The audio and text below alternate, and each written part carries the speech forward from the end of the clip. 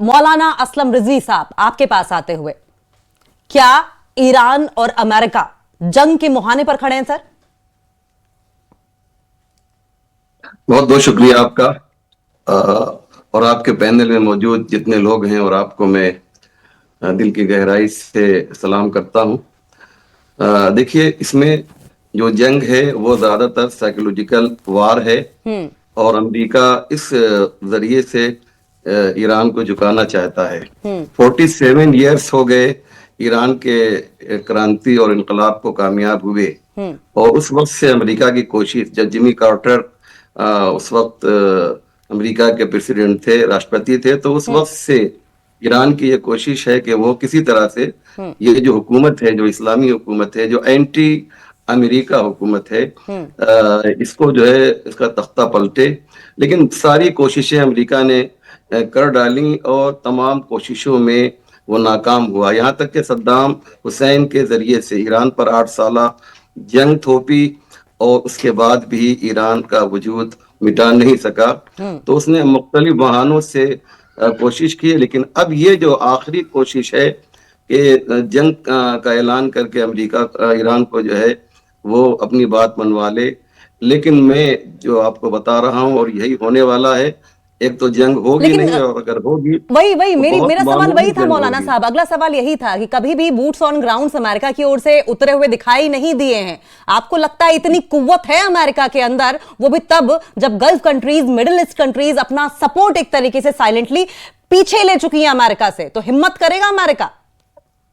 जी हाँ, अमेरिका ताकत के एतबार से ईरान से बहुत आगे है और हिम्मत के एतबार से ईरान से बहुत पीछे है। तो जंग जो है ताकत से ज्यादा हिम्मत से हुआ करती है, ये दुनिया जानती है। इसलिए अमेरिका जो डरा हुआ है कि मैं अगर हमला करता हूं तो उसका जवाब जो है, जो उसके 9 बेसेस हैं खाड़ी के देशों में, वो सारे के सारे ईरान ने कहा है। अभी जो शहराम ईरानी, जो ईरान के बड़े कमांडर हैं, उनका बयान आया है कि हमने पूरी तैयारी, यूएसएस अब्राहम लिंकन जो युद्धपोत है, जो बहरी बेड़ा है, उसको तबाह करने की कर ली है। और अगर अमेरिका ने ऐसा किया तो जैसा हश्र इजराइल का हमने किया है वैसा ही अमेरिका का होगा। इजराइल को भी दुनिया कहती थी कि बहुत बड़ी ताकत है और अनबीटेबल है, लेकिन दुनिया ने ये देखा कि किस तरह से ईरान ने उसका जवाब दिया। मैं फिर रिपीट कर रहा हूँ, अमेरिका बहुत बड़ी ताकत है, लेकिन जंग जो है वो ताकत से ज्यादा जज्बे से लड़ी जाती है, और वो जज्बा ईरानियों के पास है। मैं 2 मिनट में अपनी बात कंप्लीट कर दूं कि ईरानी एक शिया कौम है और ये अपना रोल मॉडल इमाम हुसैन को मानते हैं, और इमाम हुसैन का ये पैगाम है कि कभी भी जालिमों के सामने झुकना नहीं, तुम्हारा सर कट जाए तो सर कटवा देना, लेकिन सर झुकाना नहीं। ये खुद इमाम हुसैन का जुमला है। और ये शिया कौम जो है, ये खुद को जो है, आपने देखा है मुहर्रम में मातम करती है, ये किसी को सताती नहीं है। जैसा कि आप भी जानते हैं, और ये जुमला बड़ा मशहूर हो गया है कि हमको छेड़ो नहीं, और अगर छेड़ोगे तो हम तुम्हें छोड़ेंगे छोड़ेंगे नहीं। नहीं। मौलाना असलम रिजवी साहब, इमाम हुसैन का ये जुमला जो है वो वास्तविकता के धरातल पर दुनिया भर में हमने देखा है किस तरीके से लोग फॉलो करते हैं, और एक जबरदस्त सपोर्ट आयतुल्लाह खमनेई जो कि ईरान के सर्वोच्च लीडर है, उनको लेकर देखने को मिल रहा है, चाहे हिंदुस्तान हो, चाहे दुनिया भर के किसी भी हिस्से में तमाम मुस्लिम या शिया कम्युनिटी के लोग रहते हो। प्रोफेसर अजिताब, फॉरेन एक्सपर्ट हमारे साथ जुड़े हुए हैं। अमिताभ साहब, अमेरिका आपको लगता है कुछ करेगा या सिर्फ गीदड़ बपकी देता रहेगा? देखिए अंकिता जी, अमेरिका ने यूएसएस अब्राहम लिंकन को मिडिल ईस्ट में अपने सेंट्रल कमांड के हवाले कर दिया है। वहां पे ओमान की खाड़ी के आसपास वो लगा हुआ है।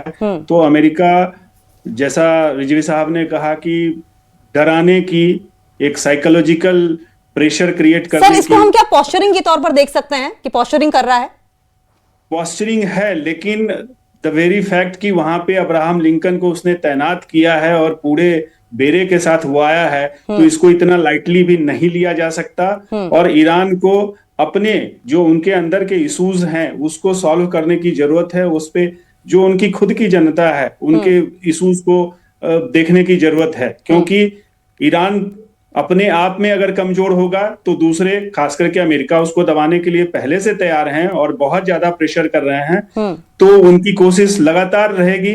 ईरान को अपने इश्यूज को सॉर्ट आउट करना बहुत जरूरी है, और ठीक है। उसके लिए ये बातचीत का रास्ता लें, या अमेरिका और जो खाड़ी के देश हैं, खास करके जो इनके, चाहे वो सऊदी हैं, यूएई हैं, लेकिन अजिताब साहब, ईरान तो बार बार कह रहा है कि हम बातचीत करने को तैयार हैं। ईरान बार बार ये कह रहा है कि हमें न्यूक्लियर वेपन्स नहीं बनाने हैं, हमें न्यूक्लियर मिसाइल नहीं बनानी है, हमें न्यूक्लियर बॉम्ब नहीं बनाने हैं, क्योंकि हर कंट्री का अधिकार है न्यूक्लियर एनर्जी को प्रोड्यूस करना अपनी आवाम के बेहतरी के लिए। इसलिए वो न्यूक्लियर एनर्जी रखना चाहते हैं, वो यूरेनियम का एनरिचमेंट करना चाहते हैं। ईरान तो तैयार है। यस, ईरान तो तैयार है, ईरान तो बार बार कह भी रहा है, लेकिन जो इनके कुछ जो एक्टिविटीज हैं उससे ये इसका भरपाई नहीं हो पा रहा है कि वो सिर्फ शांति के लिए ये न्यूक्लियर एनर्जी को बढ़ा रहे हैं, या उसका कुछ उद्देश्य और है। अगर वो उद्देश्य है जिसके लिए अमेरिका ने पिछले साल इन पे अटैक भी किया, वो जो international energy atomic energy association है, या तो उसको ईरान पूरी तरह से अलाउ करे चेक करने के लिए, या फिर यहाँ के जो उनके भी हैं मिडिल ईस्ट के लोगों का, देशों को सहारा लेके और इसको सॉल्व करने की कोशिश करें, क्योंकि अकेले ईरान ये नहीं कर सकता। और सबसे मेन है कि उनको अपनी आर्थिक स्थिति भी देखनी होगी। इतना ज्यादा वहां पे बेरोजगारी है, वहां पे जो इशू हैं, जो उनके करेंसी की डिवैल्यू हुई है, उसको नजरअंदाज नहीं कर सकता ईरान। ठीक है। अपनी अगर जनता और अपनी अगर इकोनॉमी मजबूत है तो वो किसी से भी मुकाबला कर सकता है, लेकिन ईरान वही मात खा रहा है, और उसके लोग द वेरी फैक्ट की 100 से ज्यादा जो शहरों में इस तरह के वारदात हुए हैं, जो अपोजिशन हुआ आपकी है, इसी बात को सर, अजिताब सर, इसी बात को आगे बढ़ाते हुए डॉक्टर मोहम्मद अमीन, फॉर्मर डिप्लोमेट, हमारे साथ बने हुए हैं। सर, ईरान के इंटरनल हालातों की बात हो रही है, आप और ये कहा जा रहा है कि उस पर फोकस करना चाहिए ईरान को, लेकिन ईरान ये कह रहा है कि जो हिंसा भड़काई जा रही है वो बाहर से भड़काई जा रही है। हम इश्यूज हैं, लेकिन इश्यूज का कहते हैं तिल का ताड़ बनाया जा रहा है इजराइल के नैरेटिव से, अमेरिका के प्रोपेगेंडा से। आप इस बात से कितना सहमत है? देखिए, मैं मौलाना साहब की बात को आगे बढ़ाना चाहूंगा कि इस्लाम जिंदा होता है हर करबला के बाद। जो उन्होंने बात कही है, तो ये बहुत ही मजबूत कौम है और इसको पीछे करना बड़ा मुश्किल है।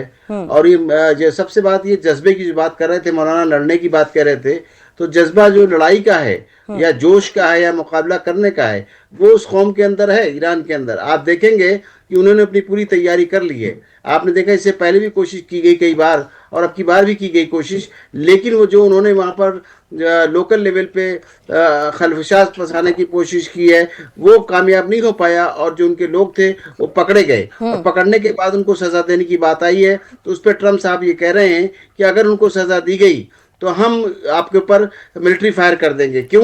क्योंकि इस बात को ईरान और अमेरिका के बीच में एक तनाव की स्थिति देखी जा रही है। आप देखिए, ईरान ने क्या कहा है कि अगर हम पे हमला करेगा तो हम उस पर भी जवाबी हमला करेंगे। ट्रम्प की जो धमकी है कि वो अगर यही कह रहे हैं कि अगर वहां पे प्रदर्शनकारियों के खिलाफ, क्या मतलब है कि वो आप उनके कंट्री में प्रदर्शनकारियों को डेवलप किया है आपने, आप उनको सपोर्ट दिया है मॉरल, इसलिए आप उनके साथ हैं? ऐसा नहीं चलेगा। आप देखिए, यूएस मिलिट्री जो है उसका जो हमला है उसे रोकने के लिए क्या कहा है, यूएई ने भी कह दिया है। अभी गल्फ कंट्री की बात हो रही थी, तो मैं बताऊं आपको, यूएई ने भी जो पिछली बार इनको सपोर्ट किया था, जॉर्डन ने सपोर्ट किया था,